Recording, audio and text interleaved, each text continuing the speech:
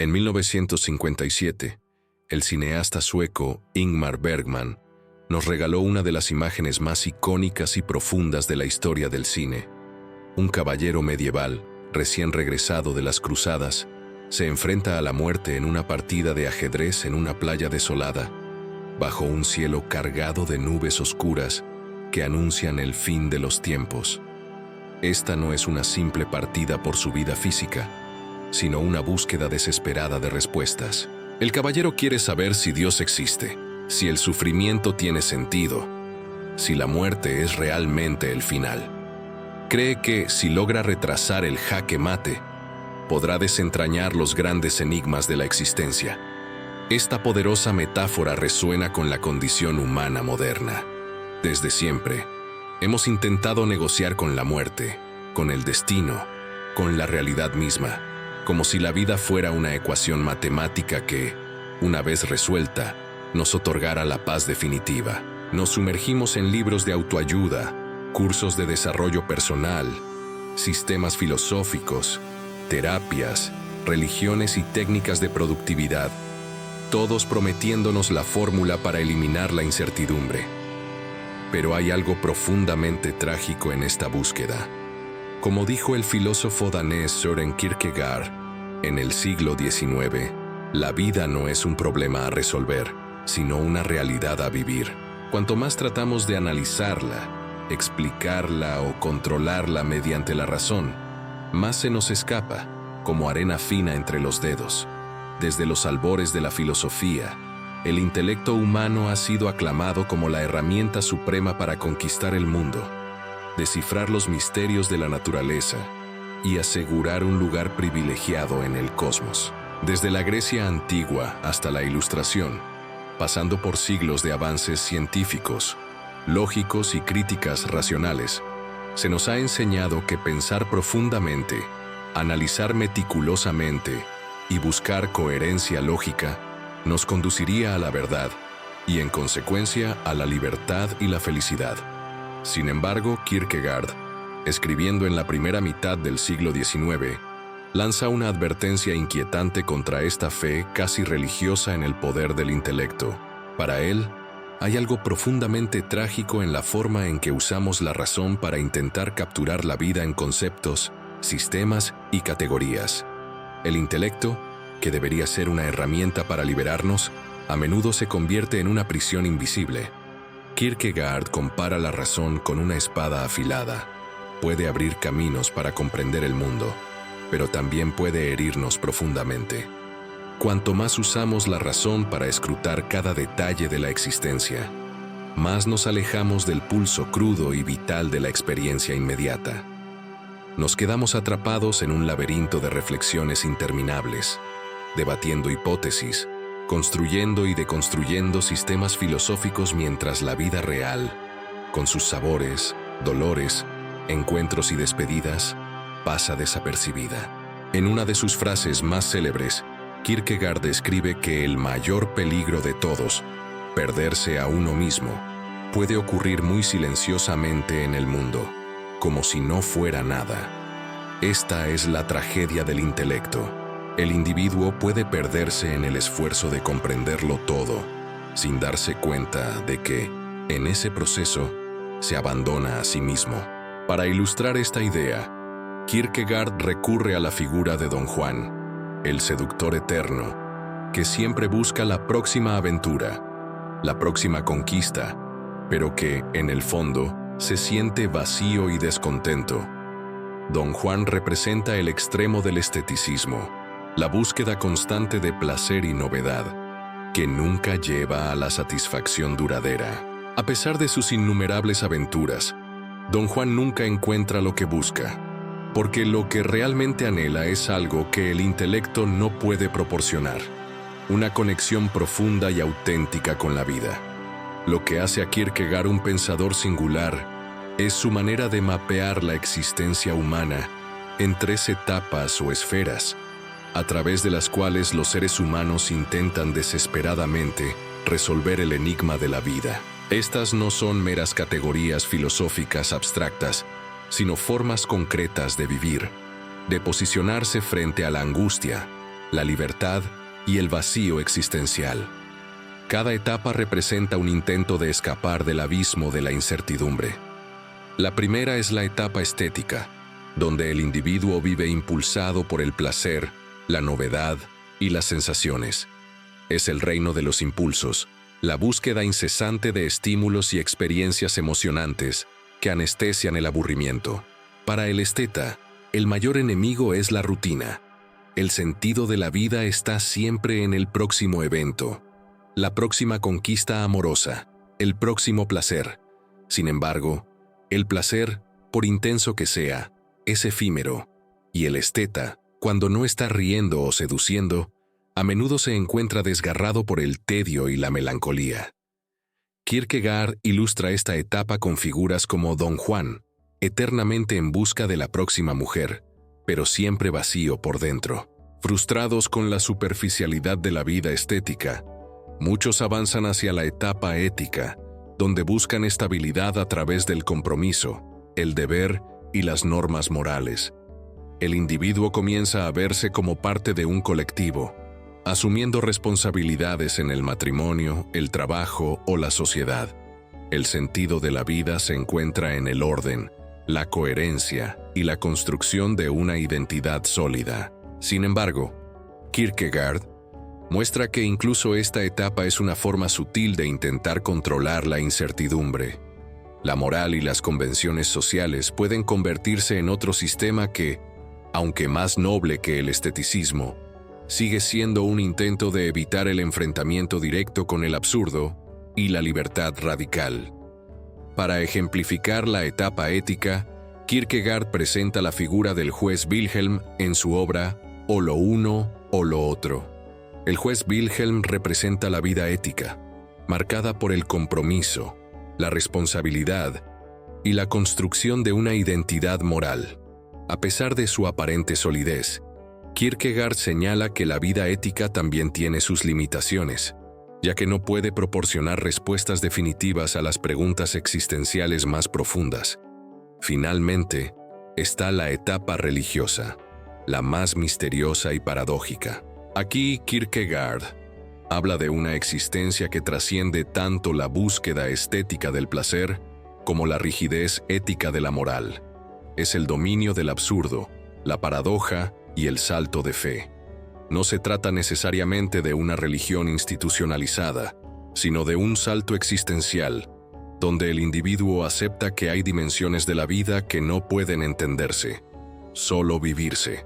Kierkegaard utiliza el ejemplo de Abraham, dispuesto a sacrificar a su hijo Isaac por obediencia a Dios, a pesar de que esto viola todas las normas éticas. Este es el suspenso teleológico de lo ético, el reconocimiento de que la razón no puede abarcarlo todo y que vivir requiere abrazar las contradicciones. La angustia, o angst en danés, es un concepto central en la filosofía de Kierkegaard. No es solo un sentimiento desagradable, sino la prueba más profunda de la libertad humana. Es el motor que nos impulsa a crear sistemas, creencias y rutinas para escapar del vértigo de la libertad. Kierkegaard observa que los seres humanos vivimos desgarrados entre dos polos. Somos seres finitos, limitados por el cuerpo, el tiempo y las circunstancias históricas, pero capaces de concebir lo infinito, lo absoluto, lo eterno. Este abismo entre finitud e infinitud genera una angustia existencial única. La define como el vértigo de la libertad. Cuando el individuo se da cuenta de que puede elegir en un campo casi infinito de posibilidades, surge un vacío abrumador. A diferencia del miedo, que tiene un objeto claro, la angustia es difusa, un malestar profundo ante la apertura de lo posible. Para Kierkegaard, la angustia es una invitación a reconocer nuestra libertad radical, a decidir incluso sin certezas, a ser protagonistas en lugar de meros espectadores. Kierkegaard describe la angustia como una sensación de mareo que surge cuando nos enfrentamos a la vastedad de las posibilidades. Es como si estuviéramos al borde de un precipicio, sintiendo el vacío bajo nuestros pies, pero sin poder dar un paso atrás.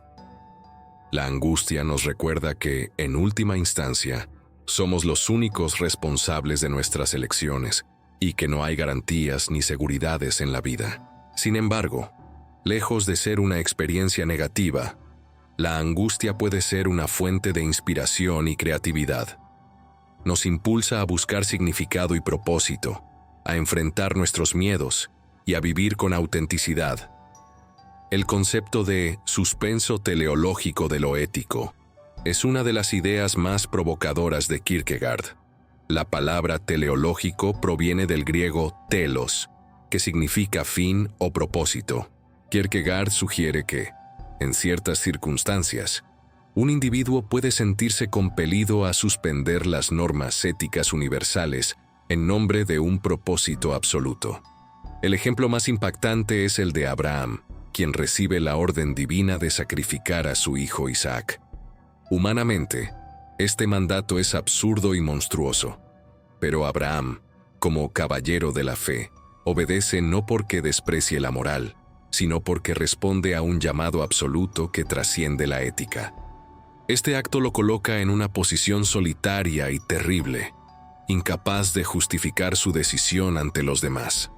Para Kierkegaard, la fe no es una certeza racional, sino una pasión que vive en la paradoja y la contradicción. Para comprender mejor el suspenso teleológico de lo ético, es útil examinar la historia de Abraham en el contexto de la fe y la ética. Abraham está dispuesto a sacrificar a su hijo, el único heredero de la promesa divina, porque cree que Dios le está pidiendo que demuestre su fe de una manera absoluta. Este acto va en contra de todas las normas éticas y morales, pero para Abraham, la obediencia a Dios es más importante que cualquier ley humana.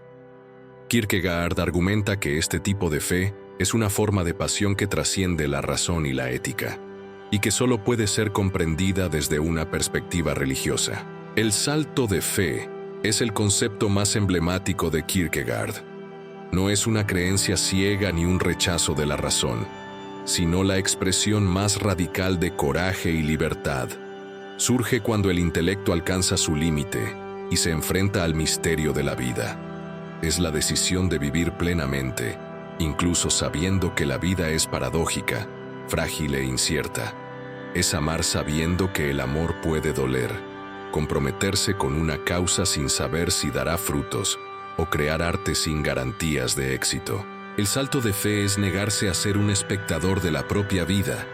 Es entrar en la escena temblando de miedo, pero con pasión.